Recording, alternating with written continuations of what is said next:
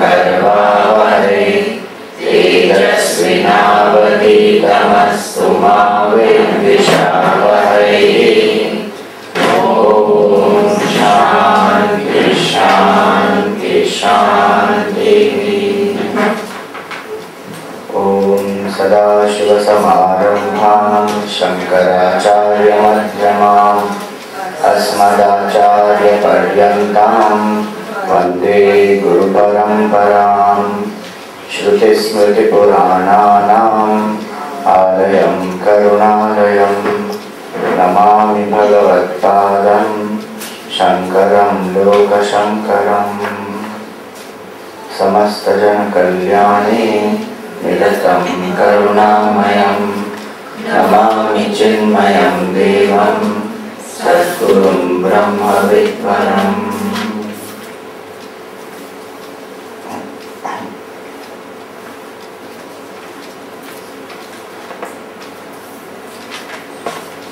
We have seen the first verse of Bhaja Govindam. Let's chant that. Bhaja Govindam, Bhaja Govindam, Govindam, Bhaja Mudamate, Samprate Sannihite Kali, Nahi Nahi Rakshati Dukkham Karane. So the first verse spoke about the essential aspect of life. What is really essential is to seek that which is eternal. In this life, which is temporary, if we seek that which is eternal, that is the life which is worthwhile, purposeful. And that is what comes with us, the knowledge of the truth, the devotion to the Lord. That is what is our strength at the time of crisis and eventually even at the time of death. Now this being a composition where the delusions are being removed, what prevents us from seeking the truth? There are two major human weaknesses of the mind which prevent a person from seeking the truth, or even if one is seeking the truth, one doesn't seek it consistently. What are those two? One is greed, another is lust. Kama and Lobha. So now in the second verse, Shankaracharya ji handles this greed. Mudha jahi dhanagama trishnam, Mudha jahi dhanagama trishnam, Guru sadbuddhim manasi vitrishnam, Guru sadbuddhim manasi vitrishnam, Yallabhase nija karmopatam, Yallabhase nija karmopatam, Vittam tena vinodaya chittam, Vittam tena vinodaya chittam, Bhaja Govindam, Bhaja Govindam, Govindam Bhaja Mudamate, Samprate Sannihite Kali, Nahi Nahi Rakshati Dukkham Karane. So the two lines of Bhaja Govindam, first verse, they form the chorus. So we don't sing the whole verse again. Once again, let us together chant the second verse. Mudha jahi dhanagama trishnam, Kuru sadbuddhim manasi vitrishnam, Yallabhase nija karmopatam, Vittam tena vinodaya chittam, Bhaja Govindam, Bhaja Govindam, Govindam Bhaja Mudamate.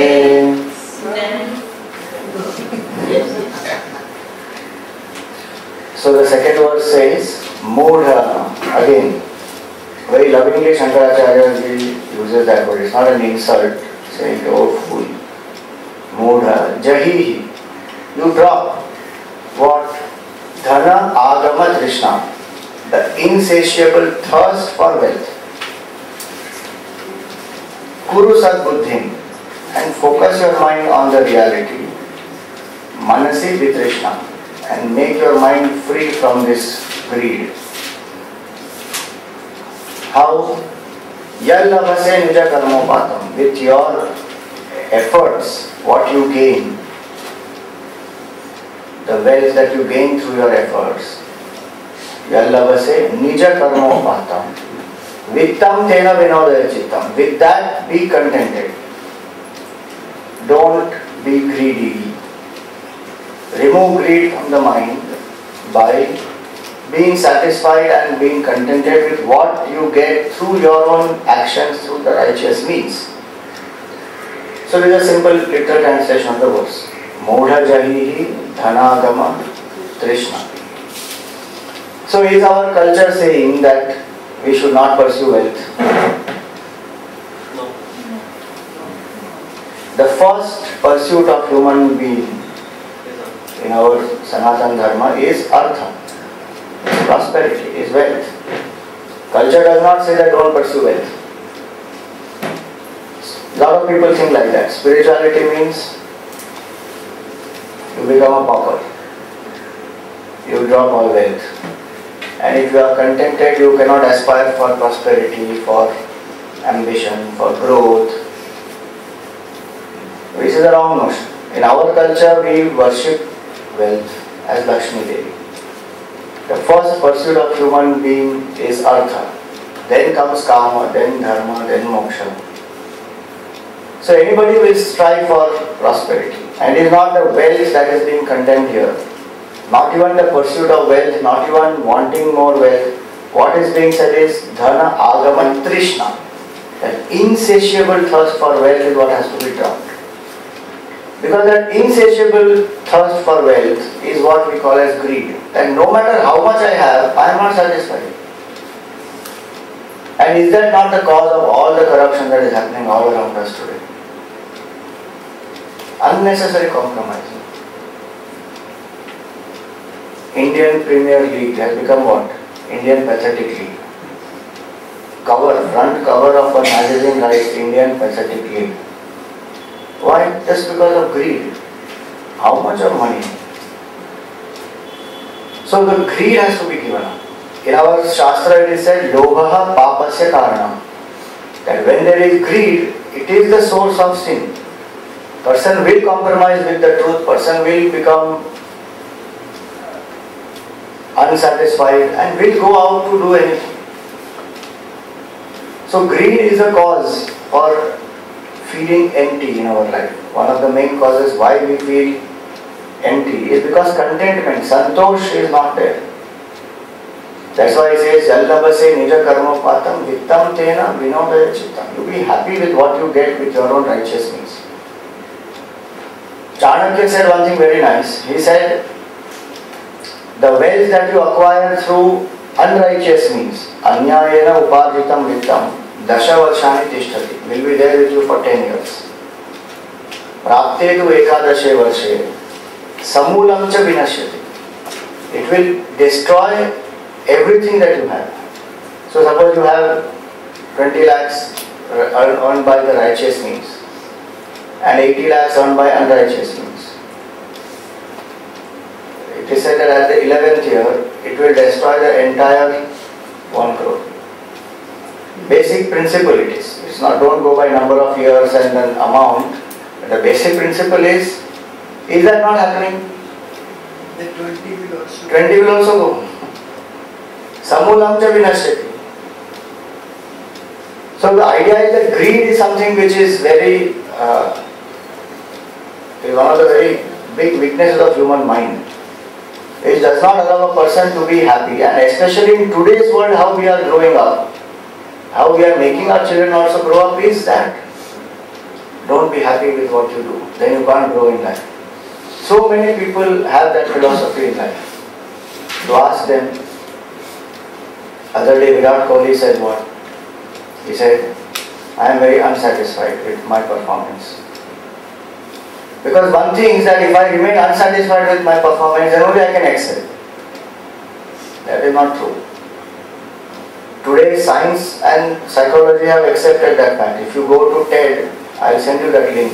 There's a nice talk on TED where that person has compared that people who are happy, how much their productivity has increased, how their creativity has increased, how much they are able to think big and perform. Versus those people who are unhappy, who are insecure, they are not able to perform that much. So now they have statistics now. Increase in productivity by this much because these people are happy and contented, these people are not happy and contented, and their ambition or that unsatisfactoriness, that is the cause of their insecurity. So they are not able to perform because they are stuck in that. So what this verse is telling is not to not pursue wealth. It is not saying don't be ambitious. It does not say that do not work for prosperity.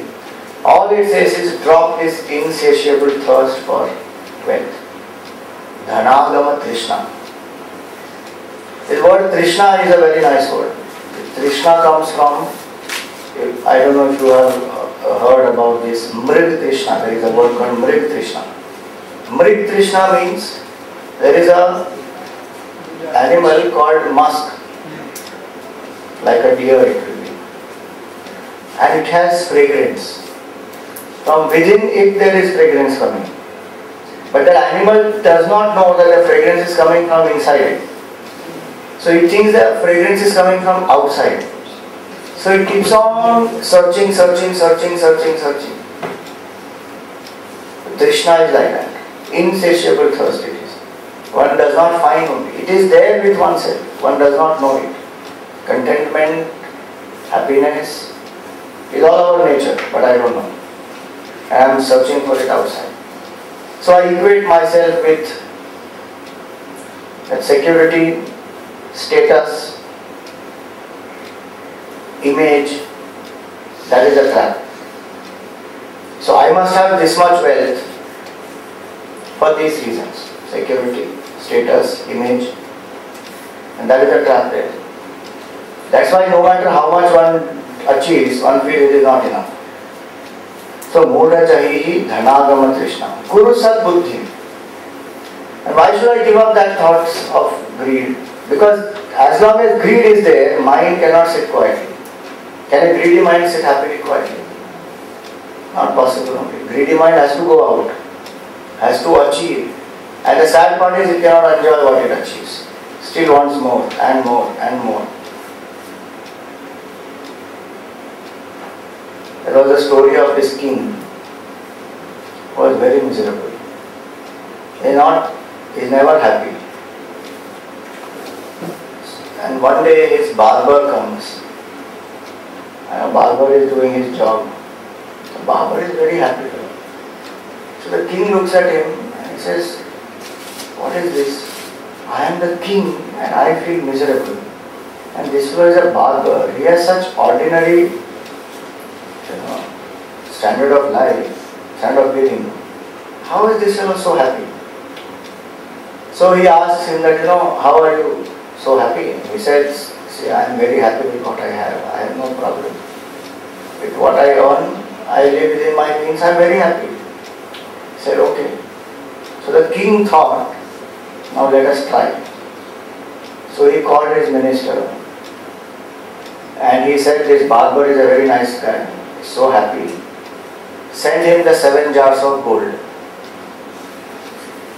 So he sent the 7 jars of gold. Now the barber started counting. When he got those 7 jars of gold, he started counting. 6 jars are full, and each of them is having some 5,000 coins.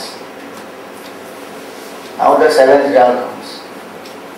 So in that 7th jar, there are 4,900 coins.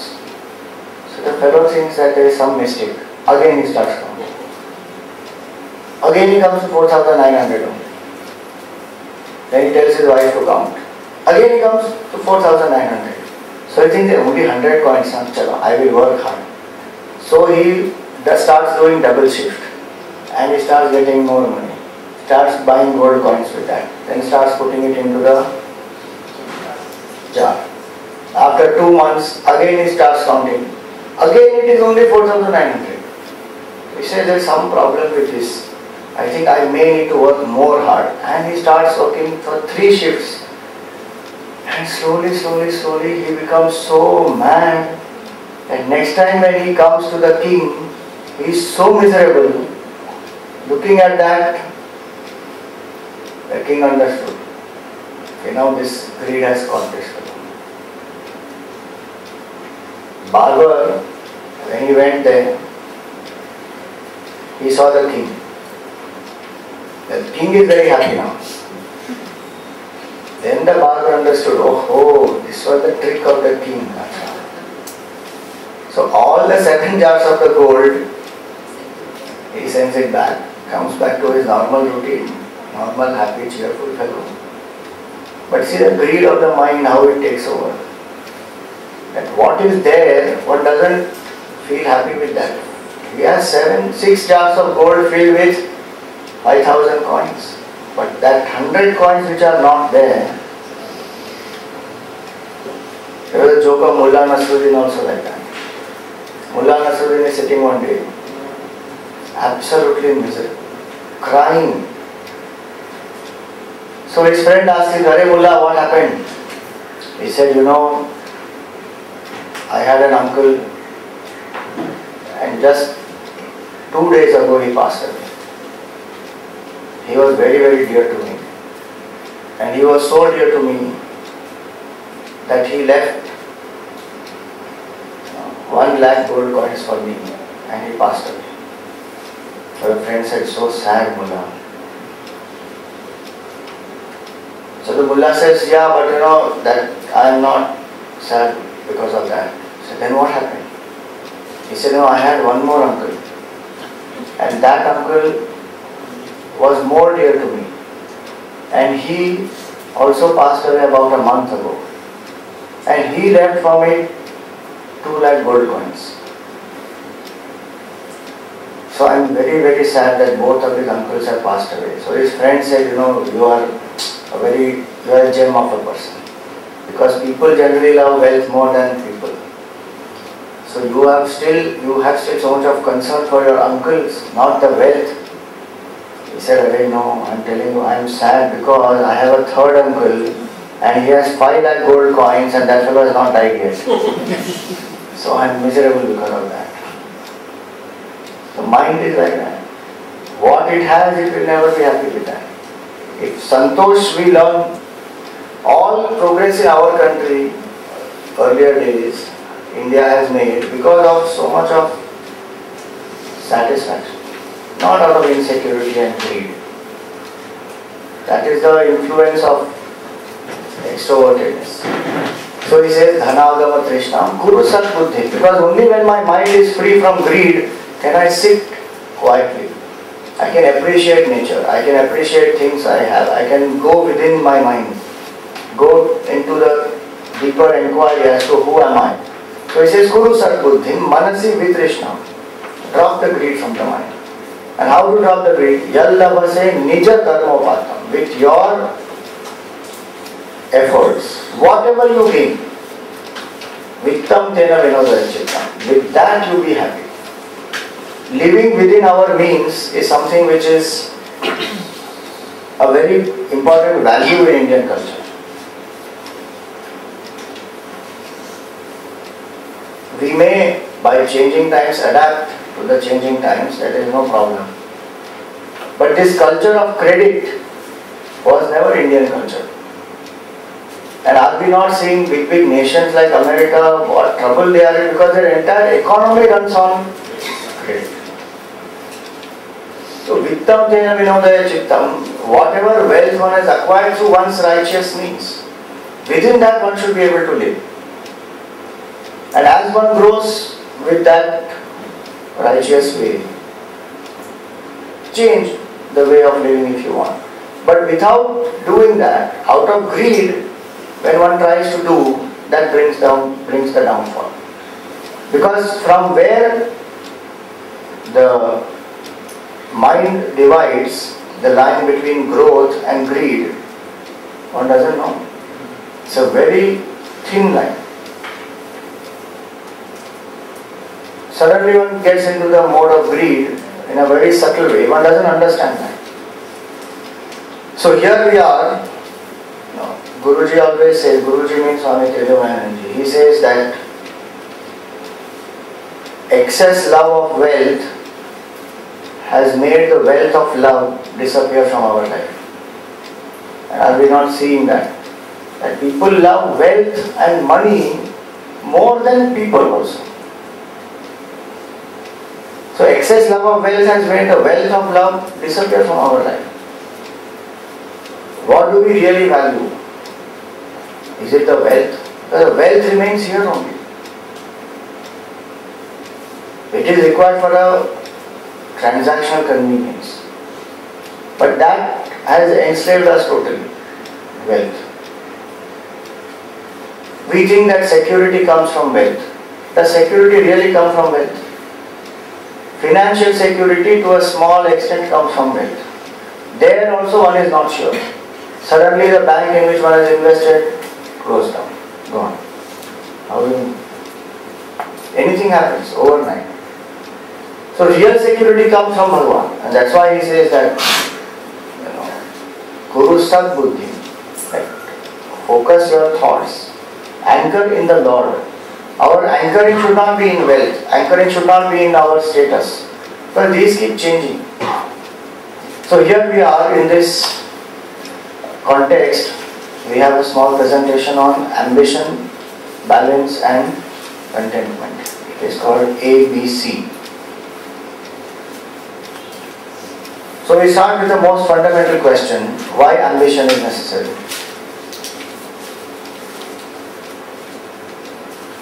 So that we grow. So that we grow, okay? Tamas goes away from mind. Tamas goes away from the mind, right? It gives some purpose to life. Purpose to life. You start exploring. Start exploring. Some focus. Choose the path.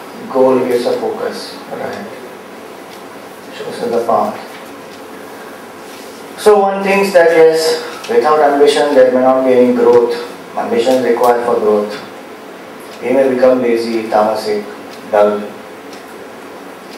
I have to be somebody and prove my worth in this world. Ambition is the way. It makes me feel good when I achieve my ambition. Different reasons may be there. So what does one do in ambition? One sets a high goal. One wants to achieve that. One focuses the energies, the efforts into it. One competes with others.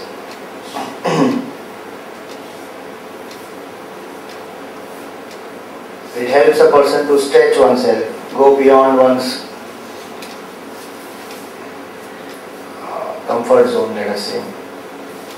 So ambition helps a person to bring out more and more potential and achieve greatness, abundance, prosperity. But one thinks that that is the way to achieve this. If I don't have ambition, what will I do? I will become lazy, I will become unproductive, I will become a burden. That is not a very good sign. So ambition is a very important aspect where I have to prove my mettle, I have to establish myself, my own identity. So when one thinks of this ambition, it has its plus points. It helps a person to come out of all that which is unproductive, bring out the potential, achieve great things, feel good, have abundance, serve people around if you have that. Aspire for more and more and more. So keep growing. Are there any limitations to ambition? No limitations. Our mind. To the individual. It's our mind. The individual, if you want to. That is up to the individual. Okay. It's our mind which actually blocks our ambition. Our mind blocks the ambition. But I am asking, is there a limitation to ambition by itself? No. Physical health. You may get misled If you maybe think- sometimes because you may have a greater ambition which is practically not achievable. So that may cause an issue. But then you can put more effort. Unless it's unrealistic, absolutely. Unrealistic. Then it's a different thing. Result is never in our hand. How much of our effort we put in, result is not in our hand. That is a different point. That the result is not in our hand, that is a different point. That is not the limitation of ambition. That is the limitation of the whole system here. If you don't achieve the ambition and suddenly you feel very dejected or you feel Very important point. One of the biggest limitations of ambition is our dependency on that ambition makes us feel very dejected. Over a period of time, the ambition keeps changing. So That's it's not a constant. So you're running after like a shadow every time. No, but that will keep changing. It has to keep changing because you are changing. That is not the limitation of ambition. Because I am changing, like a student has a certain ambition, that ambition has to change because his role as a student changes. So that is not a limitation of ambition. That is the nature of life that changes the nature of life. Our happiness is also based on ambition. As we fulfill an ambition, you get happy. Until you don't fulfill, you stay. Correct. So that is what he said, that ambition has, that dependence on ambition creates a certain limitation. Now there are a few more limitations. Why this is necessary to understand is to have the right perspective of ambition. This is not to say that ambition you should not have. But keep the perspective right. One of the limitations of ambition is it creates stress, worry and anxiety. Because I depend on it. See, if I don't depend on ambition at all, there is no problem. But most of the time, as we saw earlier, we depend on ambition for our achievement, for growth, for happiness, for so many reasons. So it does create a certain pressure in the mind. Stress while I am working at it, worry after it, anxiety. If past ambition I have not achieved, that burden of regret I keep carrying, that blocks again my performance of. So that dependence creates a limitation. Many times what happens is, because of ambition, one has expanded beyond control and then one suffers. It becomes so vast that one loses the grip, one loses the control. To maintain the standard, to maintain the quality after that becomes difficult. These are some limitations. I am not saying this will apply at all times. It is not necessary. But these are some limitations which can apply sometimes. You will see whether it is kingdoms or whether it is multinational companies or even a family business, anywhere.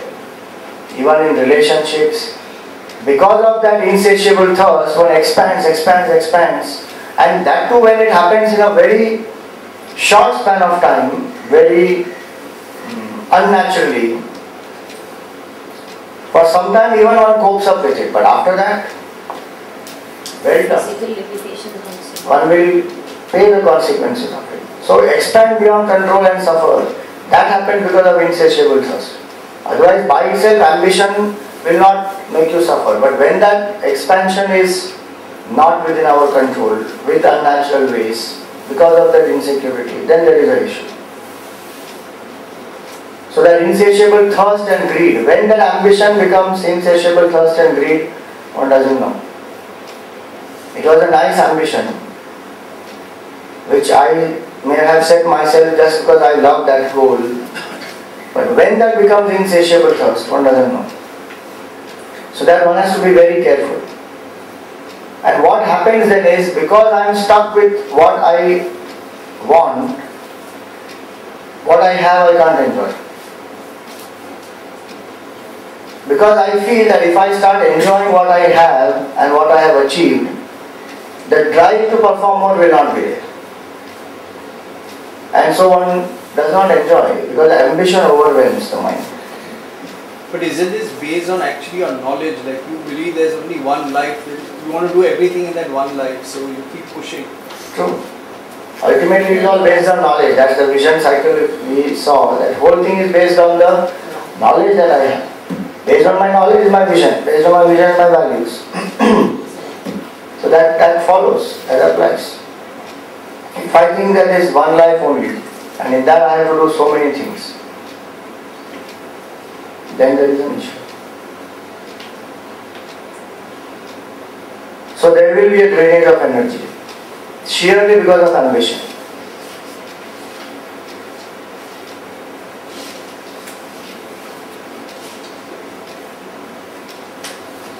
And so the I will never get satisfied because the world is anyway temporary and changing.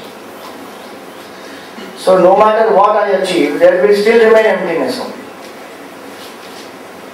Because the direction is outside. Ambition, one of the limitations of ambition is the direction is outside. Vedantically, that is the biggest limitation of ambition. Because the direction is outside, the mind will never be satisfied, no matter what it achieves. And some people say spiritual ambition. It is a big contradiction.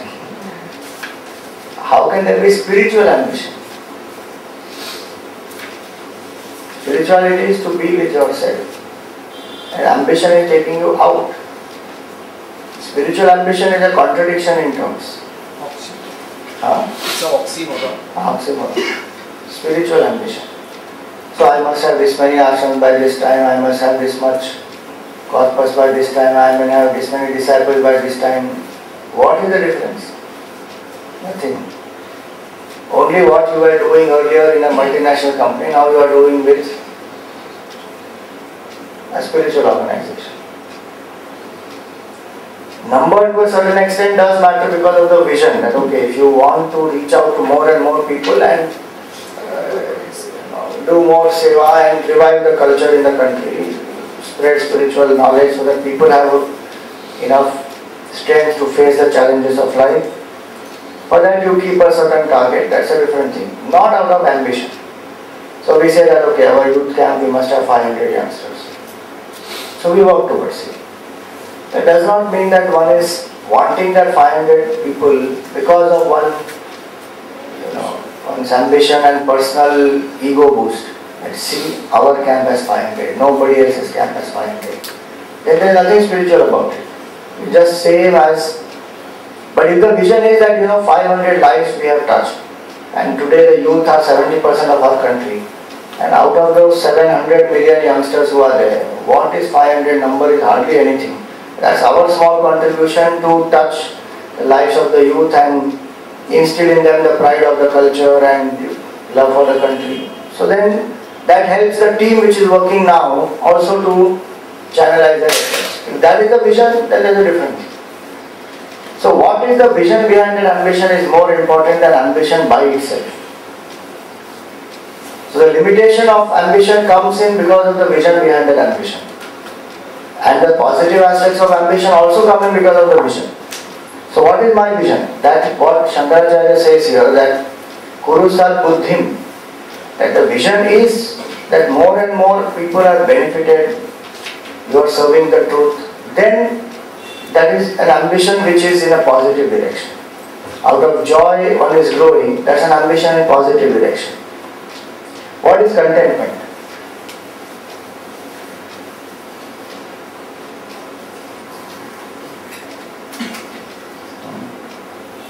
Satisfaction, happy with whatever you get. Satisfaction is whatever I have. What else? Not looking for more after that. Satisfied, not looking for more. Satisfied but not Can you looking for share more. your No, what outcome-based spirituality desire. is like? No, outcome-based desire.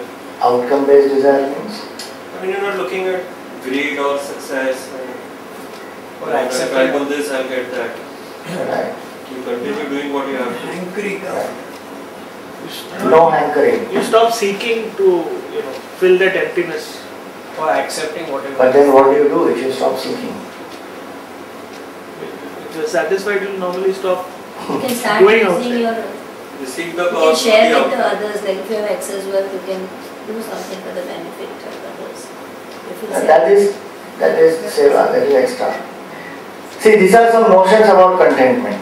First is that I have to give up all desires. If I am contented, I can't have desires. Give up all desires. So what happens to us is when notions of contentment are there, that is the reason why we don't want contentment in our life. Because we feel at this stage of my life to grow I need desires. How can I have contentment? And desire, contentment means giving up desire. Or contentment means just be happy with whatever you get, don't aspire for more.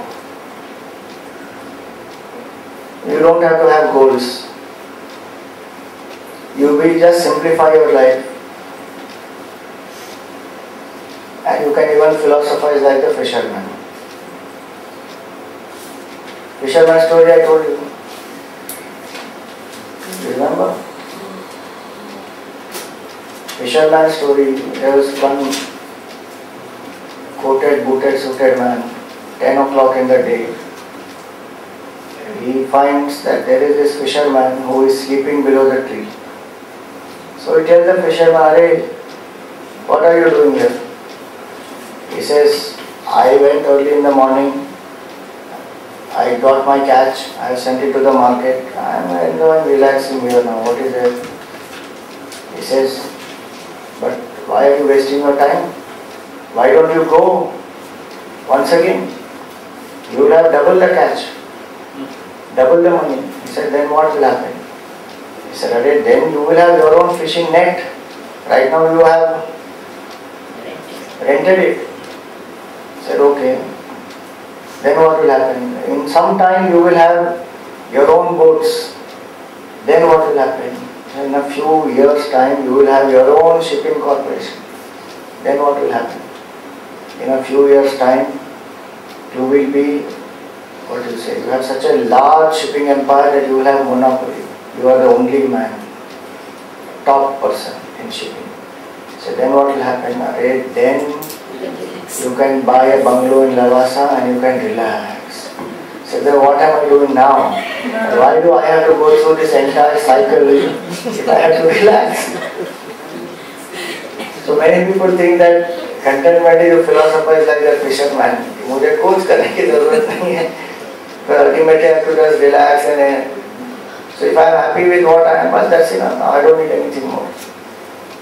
So many people think that that is the way contentment is, and so we don't want contentment because at this stage if I do this, I won't achieve anything in life.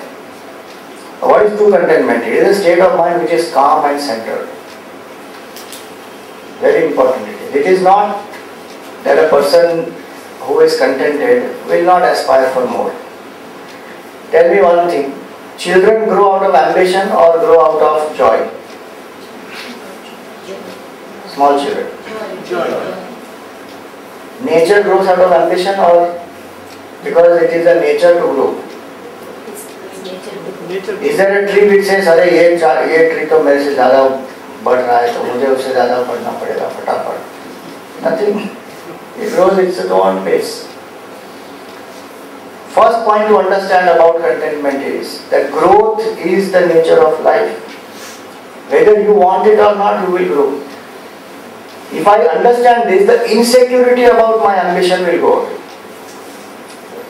We are not saying that by not doing anything also we will grow. That freedom human being has been given to make oneself or mar oneself. So that choice is with human being. As far as plants, animals, birds are concerned, nature will make them keep growing by instinct. But we have been given the intelligence to choose, so we have to choose.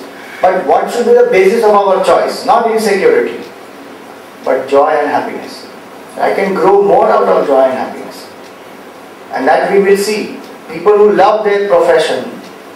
Zakir Hussain grows how? Not because competing with somebody else, because he loves that. So in that one will keep growing. So happiness and that state of mind, contentment, they go together. State of mind which is calm and centered. It is not dependent on the goal outside, dependent on the ambition outside, it is not dependent on the achievement outside.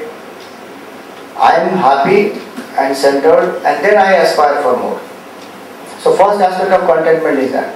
It is not a blank or a dull state. Because many people think that you become contented means you have nothing to do, lazy, just dull. No, it is not a dull state. It is a very alert and creative state. So in short, if we have to say, contentment is a state of sattva guna.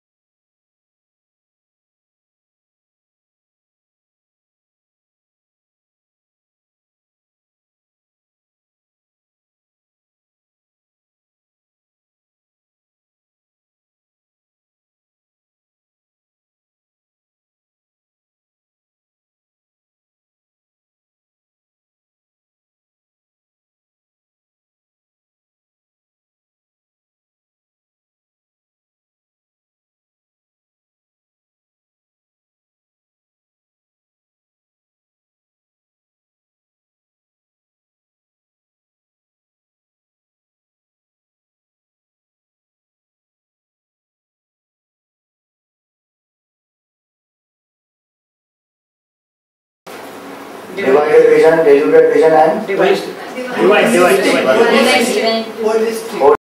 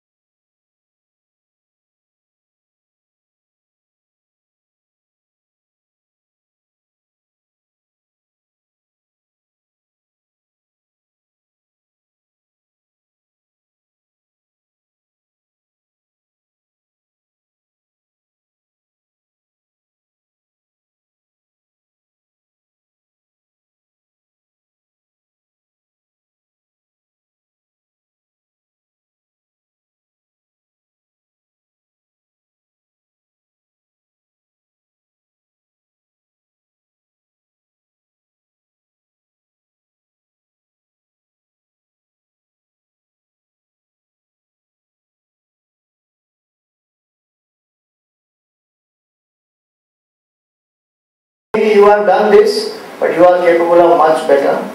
These are your strengths. Invoke them, achieve. So out of love, let them move ahead.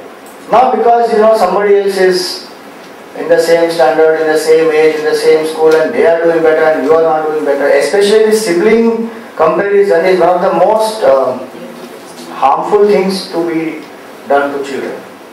So they grow up with that inferiority, that my mother loves that child more than me, because that child is performing better. So now straight away the self-esteem is equated to the achievement, the brilliance, the performance, and the goodness as a human being is not emphasized. That is where we go wrong in our value structure right in the childhood. So that boy or girl keeps growing with the attitude that only if I achieve this, I will be respected, I will be loved, I will be appreciated. So my whole self-esteem is linked to my achievement. What I have achieved, not who I am as a person.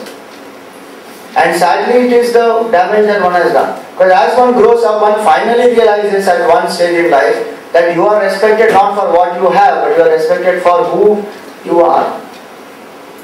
And hence, it is that contentment is a very important aspect in relationship. That can I accept people as they are? Contentment at work. This is taken from some of the corporate companies' research. This is what they have written there. That discontented people tend to be complainers or grumpy or negative. That leads to problem at the job. People who are content tend not to complain and tend to have a more positive attitude. Simple fact they have brought up. If you are discontented with your own self, or maybe what the company is giving you, you are not happy with that compensation or the treatment or a certain position, invariably this attitude of being negative, creeping, complaining just comes into the life. But if you are happy with that, you don't complain. So contentment even at work is observed as a very important quality, that if you have contentment, your performance is better. Your relationship, interpersonal relationships with this will come to you by email, don't worry. The interpersonal relationships with the people is also much better because I am happy as an individual. So I relate to them also better. You see who is loved more? A boss who is very, very insecure and keeps on firing and complaining, or somebody who is a very loving superior, who is encouraging your performance and who accommodates and who is able to take you along. Who will be loved more? Obviously the person who is the second one.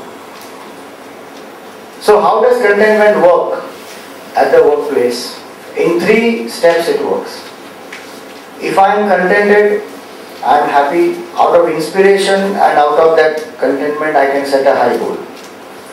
Because I am contented, my mind will be more focused on the work. So that concentration is also more. And because I am contented, I can accept the results as they come. Which means I can objectively even analyze where did I go wrong. Rather than cribbing, complaining, I didn't get, why did I not get, and I should have got it, and why me, goes away totally. So in these 3 steps, if a person has contentment, it will work. So you can review the process for further improvement. So contentment becomes the basis. This is the Indian approach to management. That let the contentment be the basis of work and not ambition and greed. Out of contentment, the amount of growth that one can have is tremendous. And through the dharmic way, righteous means. So we have seen contentment in relationship, contentment at work.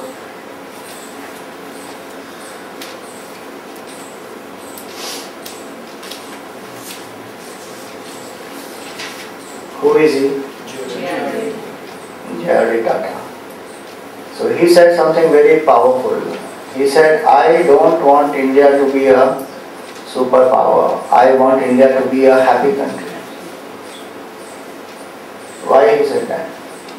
You think about it, so many countries which are there, they would have achieved a superpower status, but where are they in terms of the quality of life, human life? Happiness is the bottom line everywhere. If my life does not have happiness, no meaning to whatever I achieve. So he said that I don't want India to be a superpower, I want India to be a happy country. And today where we are, neither a happy country nor a superpower. Miserable condition. Everybody says India will be a superpower by 2030, 2040, whatever. I don't know if today they still say. 5 years ago they used to say. Today I don't think anybody says that. For all the kinds of corruption that has happened and the scale at which things are, nobody speaks about it. It's a sad condition where we are. How does one come out of that? When one starts appreciating contentment. By changing laws, various things about corruption and making it more strict and all that, only one level of achievement is possible. But real change comes only when people change, to appreciate, to have contentment in their lives. So how do you balance this now, ambition and contentment? So the formula is win. 3 points. Have a holistic vision, have inner detachment, and focus on need, not greed. If these 3 aspects we have in our life, we will balance ambition with contentment.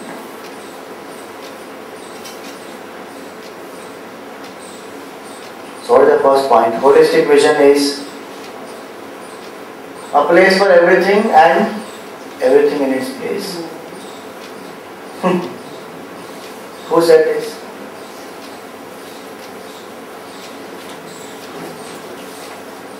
You don't know? It's a very famous quote. Peter Drucker said this. Place for everything and everything in its place. It's used in industrial engineering. Everywhere in management. Place for everything, everything in its place. So the idea is, a person who is static, meaning a tamasic person, for that person ambition is required. Greed is required. You have to tell him that, look, don't waste your life. Manifest your potential, achieve something, make a mark, let people know that you existed, and when you left this world, they should know that such a great man was there. So, engineer that ambition and ego and self into that mind of that person. When that person starts becoming dynamic and has an ambition, starts working, then the person will find that along with that selfishness comes stress, worry, tension, anxiety, ego, greed, everything. So then one starts looking out for ways to eliminate those. So then you say that you keep working hard, but that motivation should not be selfishness, change it to a selfless idea. So that is what we call as karma yoga. So you work for a higher purpose and be contented with the results. And then comes the person who is inspired, where one rises above all types of ambition. Person is so inspired. Not only one grows out of inspiration, one is able to focus on the truth. So that is how one rises above ambition. Because ambition is related to the ego. Contentment is related to the self. So at one stage in life they can be balanced. But for a spiritual seeker, one has to focus on contentment. Ambition is not required. But that choice one has to make according to one's priorities. So this is the holistic vision, and once a person knows this, that what is the place of ambition in life? You know, lots of people don't know the place of ambition in life, so they think that ambition is required for whole life. So then post-retirement also they have ambitious plans. What to do now after retirement? Second career starts after retirement, that's what people say. Second career. I mean, nothing wrong with that. I'm not saying that anything is wrong with it, but what I'm saying is that what is the knowledge and what is the understanding that whole life I have to keep doing this only. That means it's only horizontal growth, and keep growing in ambition, that's all. So the place of ambition is required, that from ambition, from static tamasic nature to ambition, from ambition to contentment, from contentment to contemplation of the truth, and you realize the truth and beyond. So the place of ambition is in one stage of life.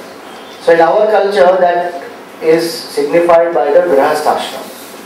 Only 25 years is the place of ambition in our life. That is if you live 100 years. So first 25 years attain the knowledge. Next 25 years live in the world with ambition, achieving success, name, fame, prosperity, everything.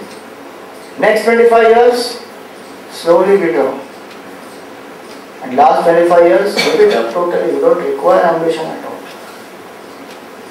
If this is understood by us, a lot of problems in relationships also will go away. By 50, slowly I start withdrawing.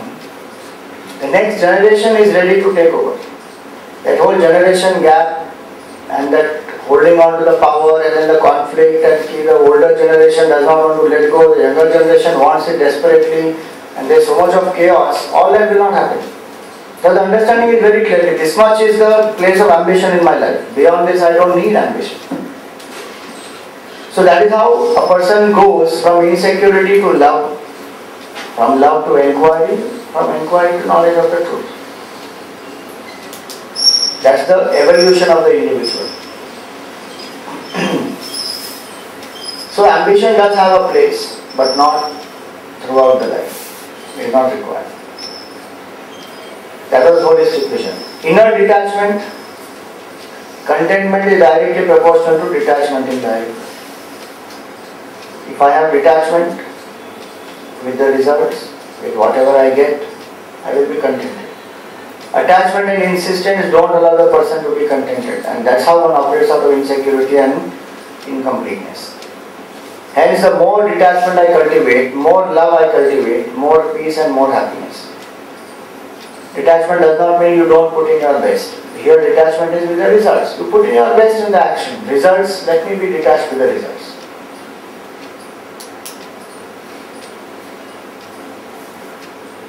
And for that, what is important is not to compare with other people. One of the biggest causes of greed is only comparison. If I can afford, what do you call, let us say, Maruti Swift, let me live with that means. Why should I be jealous of somebody who has a, what is that, Benz or a BMW? Oh, how does it matter? No, but I want that. So take a loan and still travel in that car only. That is insecurity. Phones, I tell you, my God, unnecessary. Every time you buy one phone or one computer, you feel stupid because the next month a new model has already come. And half the features of it you will not use. But still, I will show off, I have. What is that?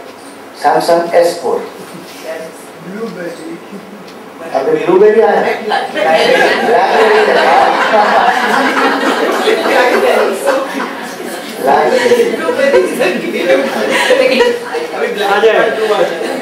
I thought next one said blueberry. One keeps going. If naturally, as a growth process, I have to buy it or I take something, no issue. But how much we buy out of insecurity? We don't even need that sometimes. We just buy. So that's status symbol. So compare and don't be jealous. So in Vedanta we always say don't connect your work and your worth. In materialistic world we always say your work determines your worth. You have achieved this much, then you are worthy. If you don't achieve this much, you are a failure. Vedanta says no matter what you achieve, you don't achieve, you are still a worthy person. Be happy with who you are and then grow.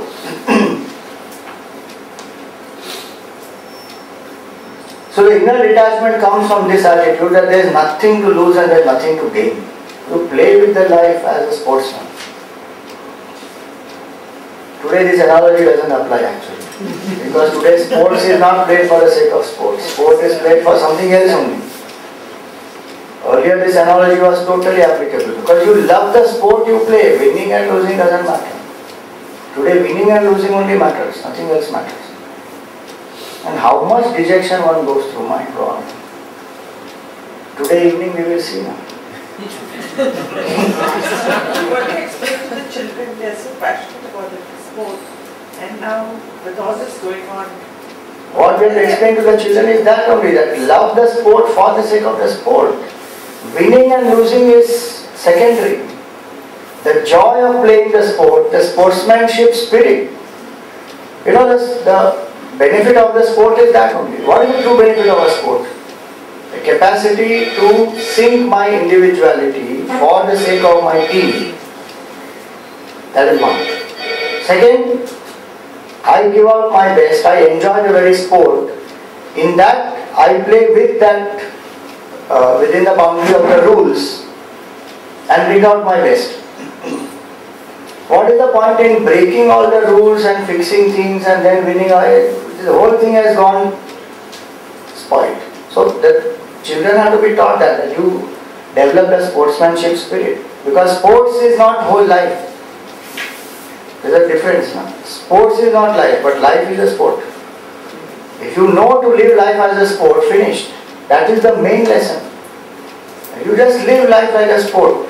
Enjoy the very game, not winning, losing. That is all secondary.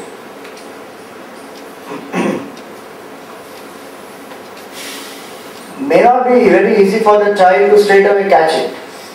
Because for them the result is the motivation. So out of 5 times, suppose 4 times the child wins, let the child win. But 5th time, if the child loses, the child may feel dejected. But what we teach the child is that only, that this winning and losing is a part of the game. But learn to love the sport and learn to respect the rules of that sport and play that sport with sportsmanship spirit more than anything else. Every sport, that is how it is actually. Cricket was supposed to be called as a gentleman's game. Why? As you play with that spirit of sportsmanship. Winning and losing doesn't matter. So there is nothing to gain and nothing to lose, actually speaking here. But we have that mindset, because we equate our image with that. And that's why we get stuck with greed. Vedanta says you don't have anything to gain, anything to lose. For some time you have certain things here which are given to you as a trustee. So the idea is that let there be Atma Santushti, be contented with the self, and that happiness is not inside me. This is the deepest Vedantic truth. That happiness is not inside me, outside me, with me, but happiness is me. My nature is Ananda Swarup. Out of that depth when I work, I understand that nothing in the world is there on which my happiness depends, my image depends. I am free. That is called true freedom. Then I work. I don't work because I need this result and then that will make me a more better person or a more respected or a more popular person. Atma Santushti, whoever has, he has attained the purpose of life. This is from this verse in the 3rd chapter of the Gita, where it is said that the person who follows Karma Yoga will come to this state. A person who acts for the higher purpose, has detachment from the result, is able to enjoy the very action, will come to this state, and there 3 words are used: Atma Rati, Atma Tripti and Atma Santushti. So Atma Rati is generally sense pleasure, enjoyment. He says that person doesn't depend on any external sense pleasure for enjoyment. Atma Tripti is emotional satisfaction. Doesn't depend on people and their emotional relationship for one's happiness. And Atma Santushti is the intellectual achievement, success, failure. So it doesn't depend on any of those. So Atma Rati, Atma Tripti, Atma Santushti. All the 3 the person achieves only from the self within, not from objects, people and situations. That person is really called a free person. So if I am practicing Karma Yoga, I will come to that. What is the second? Atma Rati, Atma Tripti and Atma Santushti.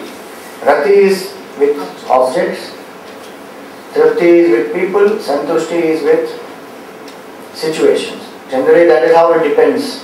For this person everything depends only on the Atma. I am. So this is the verse from Gita 3rd chapter. Yastu atmaratireva syat atmatirtascha manavaha atmanyevacha santushtaha tasya karyam na vidyate. Such a person does not need to do anything. There is no obligation also for that person. He is a person who is a fulfilled person, he or she, whoever it is. So our life is meant to achieve this fulfillment, where I can be free. Ambition does not have to chain me down. So this inner detachment also comes from one of the other aspects, which is charity. For the householder, charity becomes a duty, so that the greed part, I don't encourage that greed, and I keep giving back. Not because I have a corporate social responsibility forced by the government. तो जितना minimum करना पड़े कैसे भी करके खत्म करो उसको. How मतलब real sense of giving back, because all my profit that I earn is coming from the society. Theoretically all that is fine, Swamiji, but practically we don't need to do all that. So then society will be where it is. I take everything from the society and I don't want to give back. Forcefully that corporate social responsibility concept has been introduced. So one does it to the bare minimum possible. There also if there is some compromise possible, do it. That is not true purpose of it. So the charity is out of that sense of gratitude that what I have is because of the society. Let me share, let me give it back. And it's a very big means to be detached and independent, because when I give something, I assert my independence. If I don't give, I keep on holding and acquiring. That means I am dependent on that. And in that giving, let that giving be joyous, not out of force. जब देना ही पड़ेगा तो लो. Some people give, what is absolutely useless to them that they will give. That is not called true giving. And last point is need, not greed.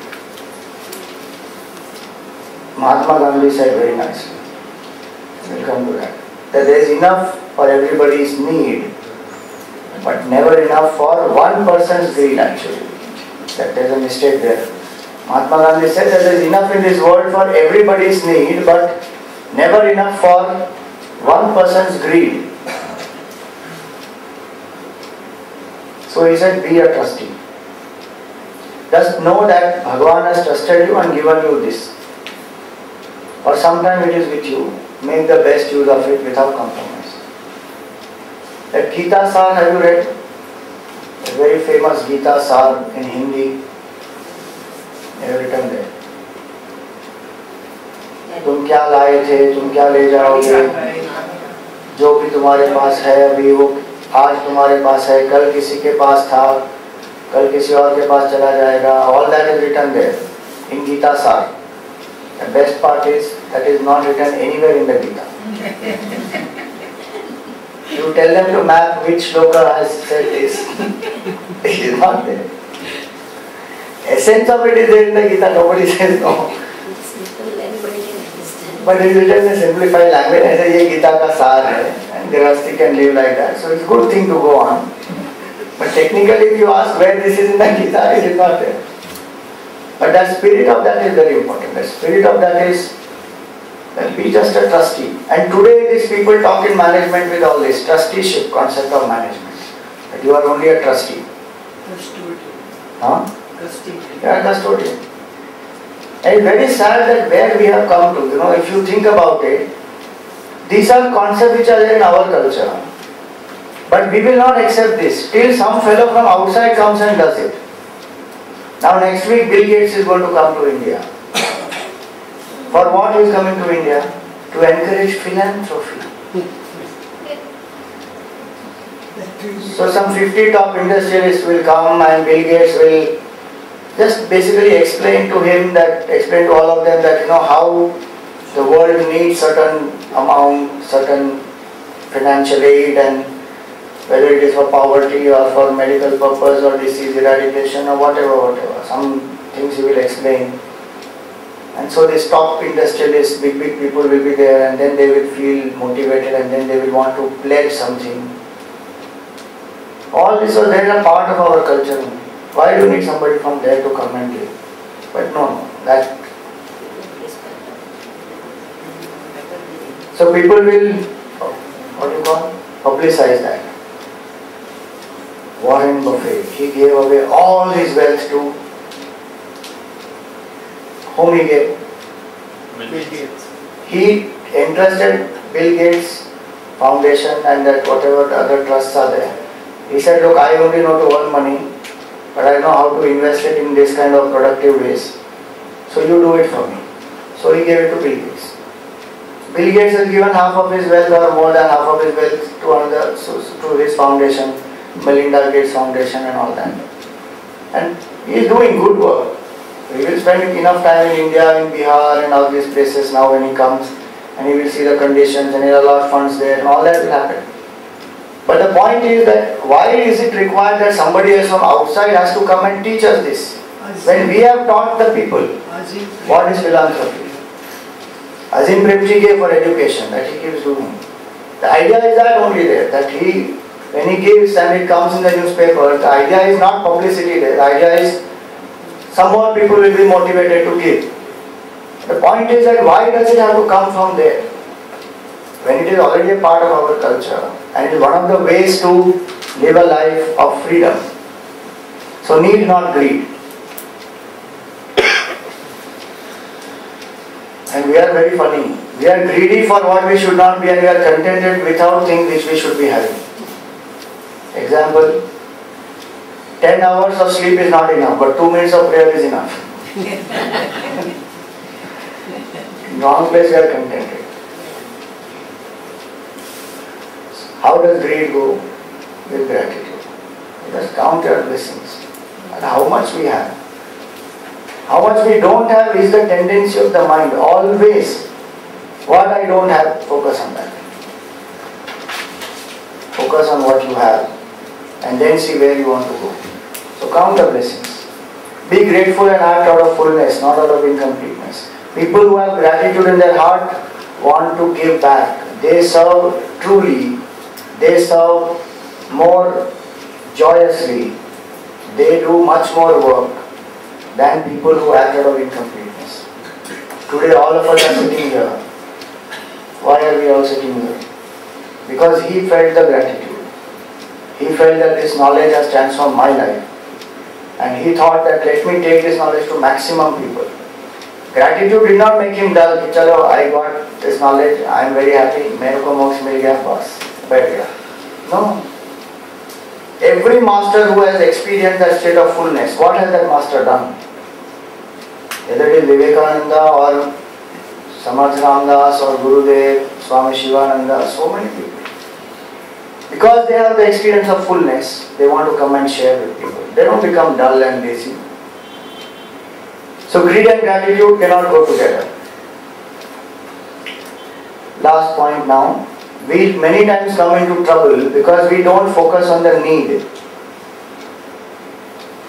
So this is again written in the corporate analysis that the reason we get into financial trouble oftentimes is that we buy more than what we can afford, and the root of that buying is buying things we want instead of only the things we need, and the root of that is not being contented with what we already have.